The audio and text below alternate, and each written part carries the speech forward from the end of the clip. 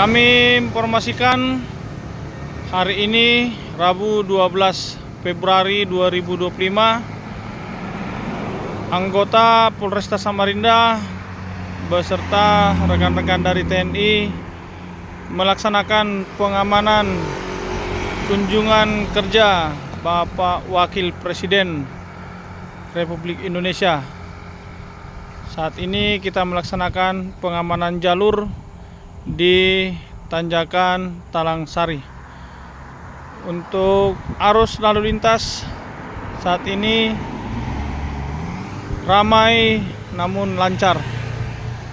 Tetap kami himbau kepada semua masyarakat agar berhati-hati dalam berkendaraan dan utamakan keselamatan dalam berkendaraan.